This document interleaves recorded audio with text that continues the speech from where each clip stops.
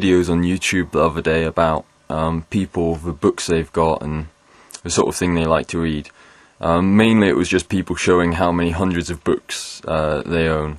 I can't do that because I don't have hundreds of books. I've got a fair few, but I'll just give you a quick guide to what I've read and why, because I'm not one of these people who reads all the time or particularly quickly. So most of my books I've bought in groups of 3 or 4, and they've been on a topic that's been of interest to me. Then I've moved on to a few more books on another discrete topic that are kind of linked to it in some way. So there's a bit of story between why I've got most of my books.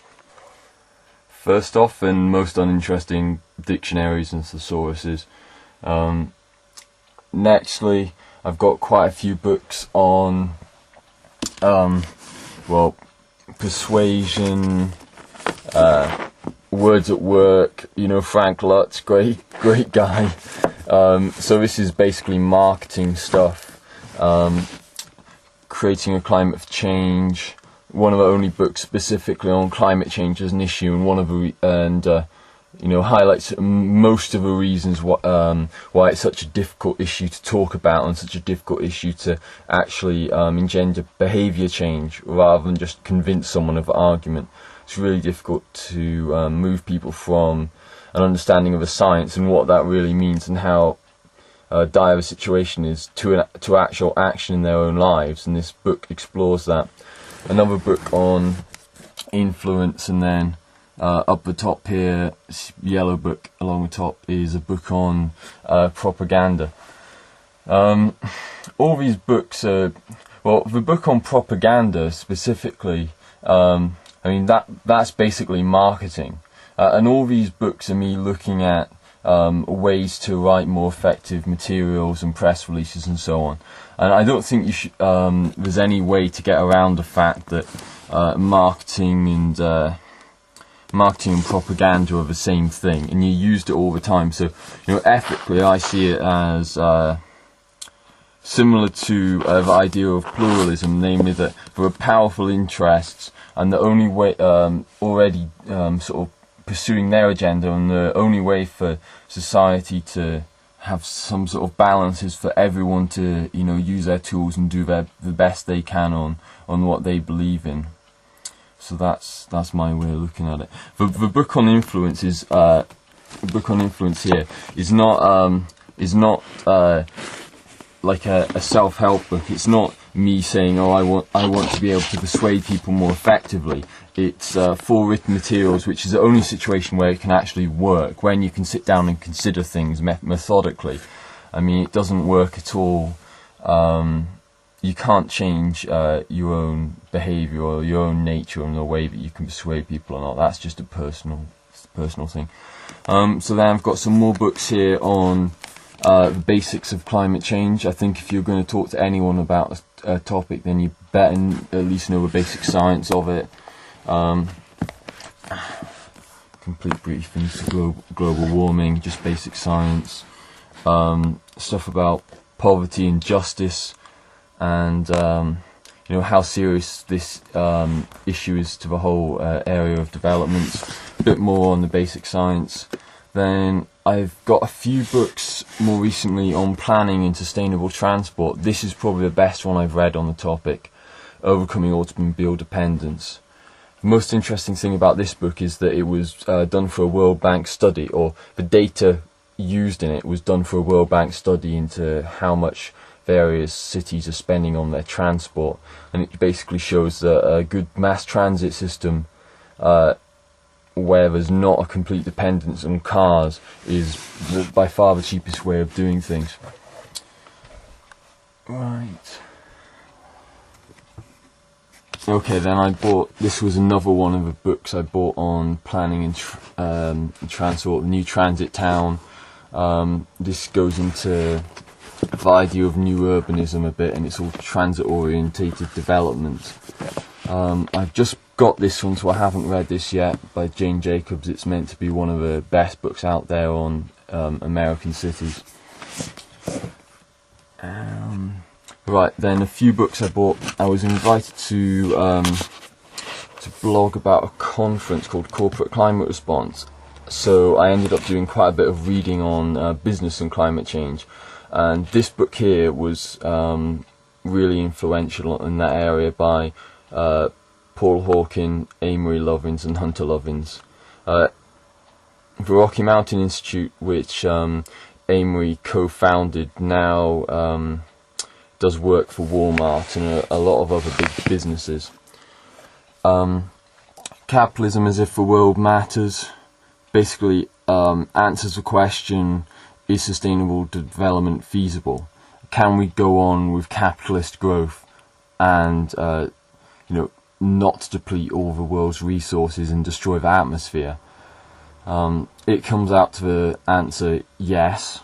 Sustainable development is feasible. We don't have to destroy capitalism, we just have to reform it. Some people may disagree with that. That's obviously a huge question that I think if you're interested in it, then that's a book you want to read. It's a really good book. Yeah, probably the best book I read this year, I'd say.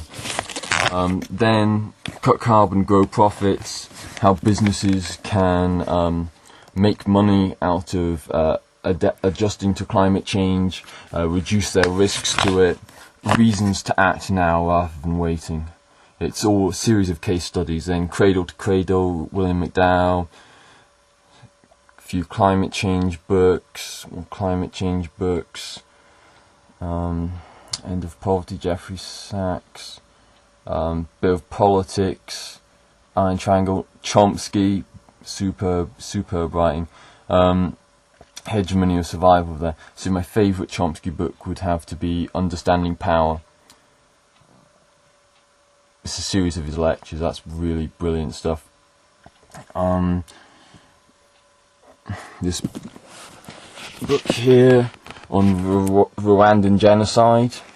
The thing that, if there was any argument for humanitarian intervention, it would have been there, but we didn't do anything. We just stood by and let millions of people get killed.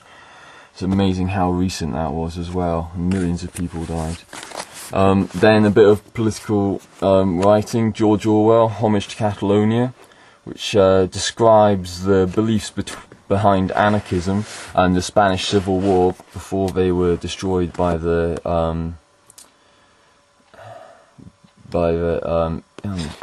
Hitler and his friends, or the fascists is the term I want. Thomas Paine, Rights of Man. John Pilger, Freedom Next Time. He's a brilliant author. That's the only book of his I've read, I'm ashamed to say, but it's really good. Down here I've got a few of my novels. I got quite into Solzhenitsyn, this Russian author, Lenin in Zurich. He won the Nobel Prize in Literature, which I didn't know when I bought the first book of his, which I read, which is called The First Circle, which apparently I don't have here, which is somewhat bizarre. But I'm currently reading this one, The Gulag Archipelago, which basically corrects the history books. A lot of people, and it's based on testimony for a whole load of people in Russia, and the way it corrects the history books is that it says Lenin was not a moderate guy. He was not just a revolutionary. He was actually an insane dictator, just as Stalin wasn't. It's actually some really horrific stories about the way the Russian state changed before Stalin's time. And Stalin carried it on, and obviously we know the millions who died under Stalin, but the Gulag archipelagos, which were the prison camps, all started under Lenin. So that's a really interesting book. Dostoevsky, Crime and Punishment. I just bought Father and Sons by Turgenev. That's really interesting, and that's the first Turgenev termed the coin nihilism. But nihilism in Russian literature is an extreme skepticism of every institution. It's not quite the same as nihilism as it's usually used. It was a political movement of the 1870s that came out of a rejection of the state and obviously the religious systems they had there at the time. Then some more light reading. Philip Pullman, his Dark Materials. Right, that's all for now. I'll speak to you about the rest of my books later.